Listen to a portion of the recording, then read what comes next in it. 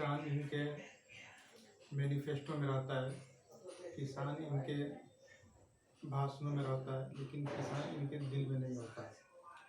हिंदुस्तान के 58% लोग एग्रीकल्चर से डायरेक्ट जुड़े हुए हैं और जब इतने बड़े वोट बैंक किसी भी मुद्दे से जुड़ते हैं तो लोग राजनीति करने लगते हैं। कभी भी कोई गवर्नमेंट आती है तो यही बोलती है कि हमने किसानों को पक्का मकान दिया, गैस दिया, ये दिया, वो दिया, लेकिन सच्चाई ये है कि सिर्फ उन्हीं किसानों के पास पक्का मकान, गैस और सारी फैसिलिटीज हैं जिनके बच्चे ये सब काम छोड़ करके बाहर जॉब करने के लिए गए हैं। तो ये तो सरासर गलत है। पूरी दुनिया में हिंदुस्तान एक इकलौती देश है जहाँ पे ओनर जिसका सब कुछ है वो सबसे सस्ता बेचता है और खरीदार महंगा खरीदता है, और जो मिडिल मैन है जिनका कुछ नहीं है, ना जमीन है ना मेहनत है, वो सबसे ज्यादा मुनाफा कमा रहे हैं। तो अगर आप एक किसान हैं, 6 महीना अपना खून पसीना बहा करके आपने फसल उगाया है, तो आप इन फसलों को 3 तरीके से बेच सकते हैं। पहला है लोकल मार्केट में, दूसरा है एपीएमसी मंडी, और तीसरा है एमएसपी रेट पे।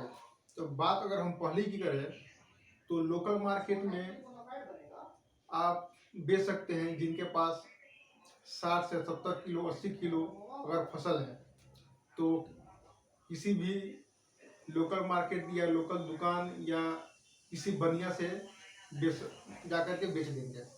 अगर बात क्विंटल में आ जाए तो उसको एपीएमसी मंडी में बेचना पड़ता है। अब उसमें बात यह है कि एपीएमसी मंडी में किसान जब अपना फसल को ट्रांसपोर्ट के जरिए ले जाता है तो वहाँ पे कमीशन एजेंट होते हैं जो सामान को लोडिंग अनलोडिंग में ध्यान देते हैं, और वहाँ पे एक नीलाम करता होता है जो आपके फसल को नीलाम करता है। वहाँ पे ऑलरेडी बोली लगाने वाले बिडर्स आए रहते हैं और नीलामकर्ता का पहले ही से साठगांठ होता है। वो पहले ही से तय कर लेते हैं कि फसल का प्राइस इतना से ज्यादा नहीं जाना चाहिए, और बात हम उसके बाद जब किसान का फसल नहीं बिकता है तो हार थक के उसको मजबूरन अपने फसल को एमएसपी रेट पे बेचना पड़ता है। जब वो किसान अपने फसल को एमएसपी रेट में बेचने जाता है तो वहाँ पे होता है कि जो अधिकारी वहाँ पर बैठा हुआ है वो अपने वहाँ पे जो किसान गया होता है उसके बातों को टालते रहता है, टाइम देते रहता है। अब किसान के पास मजबूरी ये रहती है कि उसका फसल एक तो खराब होते रहता है और दूसरा जो बैंक से वो लोन लिया है उसका इंटरेस्ट बढ़ते जाता है। तो किसान मजबूरी में जा करके मार्केट में अपनी फसल को काफ़ी कम दाम में बेच देता है। अब वही अधिकारी मार्केट में जा करके फसल को सस्ते रेट में खरीदता है और ला करके रजिस्टर में एमएसपी रेट पे लिख देता है। अब इस चीज से सरकार भी परेशान है। एमएसपी रेट पे सरकार खरीदती है और राशन कार्ड पे वो 2 रुपये हिसाब से बेचती है, जिसमें उनका नुकसान भी हो जाता है। और यहाँ पे बात की जाए तो ना सही इंफ्रास्ट्रक्चर है, ना कोल्ड स्टोरेज है, ना वेयर हाउसेस है, तो फसल सड़ जाता है और गवर्नमेंट को बहुत से बहुत ज़्यादा नुकसान हो जाता है। अगर हम बात करें तो ये बिल वॉइस वोटिंग के जरिए हुआ था।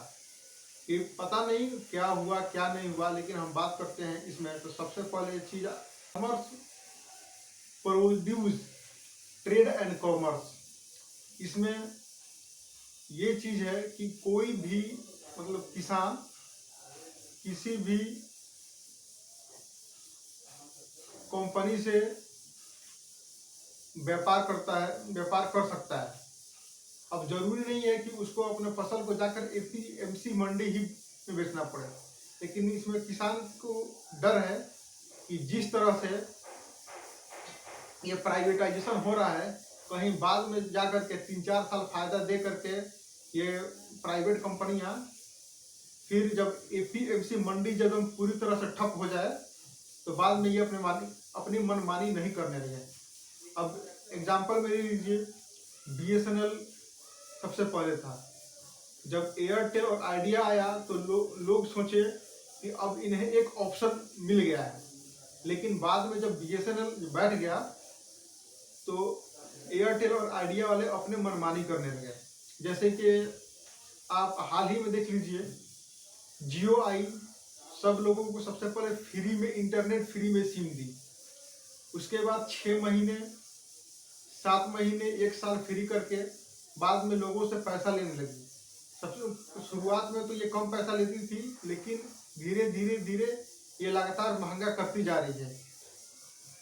यही सेम चीज किसानों का डर है कि हो सकता है कि अभी फायदा पहुंचा रही है, बाद में हम लोगों को नुकसान ना हो जाए। तो इसमें दिक्कत एक ये आ रही है कि किसान अपने फसल को अपने ही डिस्ट्रिक्ट के एपीएमसी मंडी में बेच सकता है। मान लीजिए कि कोई एक किसान किसी डिस्ट्रिक्ट के बॉर्डर पर रहता है और उसके दूसरे डिस्ट्रिक्ट का एपीएमसी मंडी उससे काफी नजदीक है, लेकिन वो वहां पे जाकर के नहीं बेच सकता। वो सिर्फ बेच सकता है एपीएमसी मंडी में, तो अपने ही डिस्ट्रिक्ट के वहां पे ट्रांसपोर्ट के जरिए उससे उसका पैसा ज्यादा खर्च होता है। तो ये भी एक किसान का नुकसान ही है।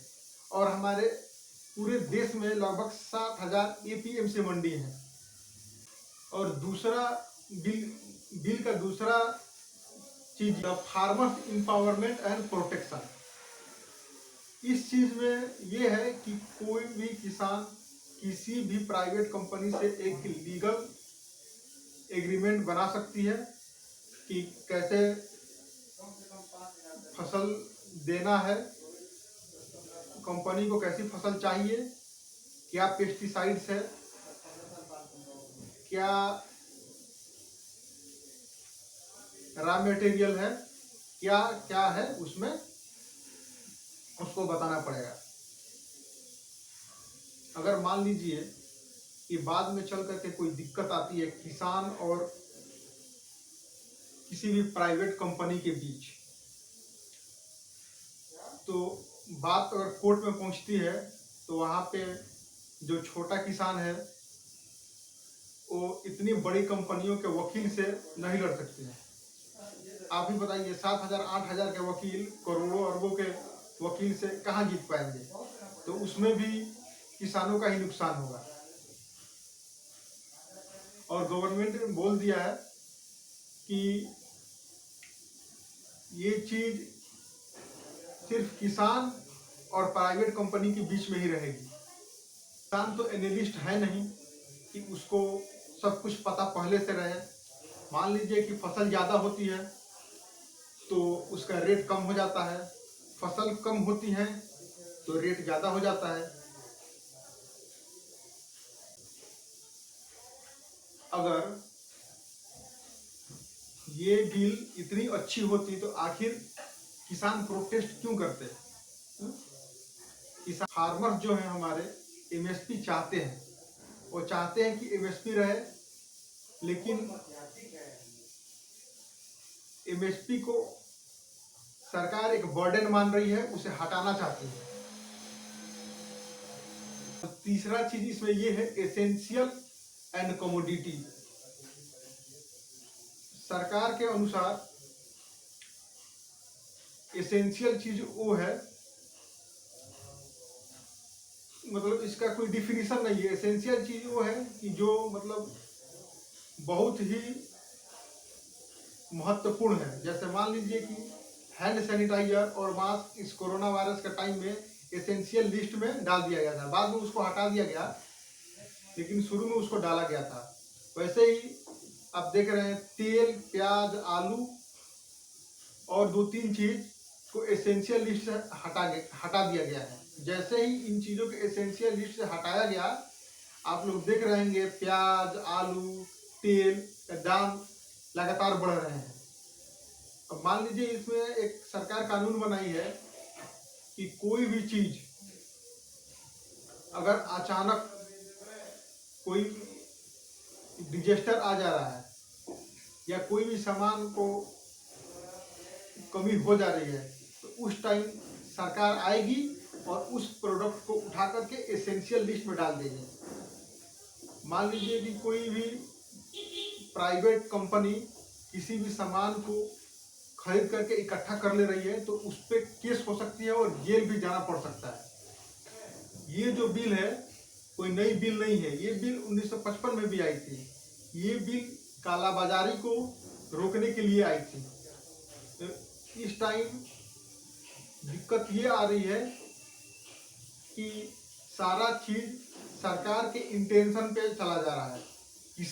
सरकार इस बिल को वरदान बता रही है, लेकिन अगर ये बिल इतना अच्छा ही होता तो किसान आखिर प्रोटेस्ट क्यों? ज़्यादातर ये प्रोटेस्ट हरियाणा और पंजाब में हो रहा है। जैसे कि हम लोग जानते हैं कि हरियाणा में पूरे भारत के 60% चावल प्रोड्यूस होता है और पंजाब में 66% गेहूं प्रोड्यूस होता है। और ये दोनों राज्य मिल करके 3,500 करोड़ टैक्स देती है हर साल, और ये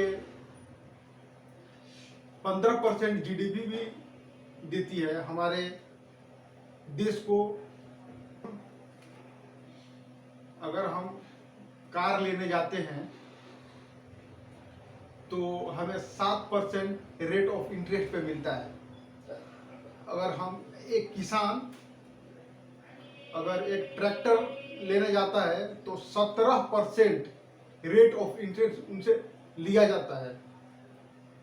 हर चीज में किसान को ही नुकसान है। जब से देश आजाद हुआ है तब से किसानों की सैलरी 19% बढ़ी है, लेकिन हमारे एमपी की सैलरी 300% बढ़ गया है। और कैंटीन के उनका अलग फैसिलिटी पूछिए ही मत।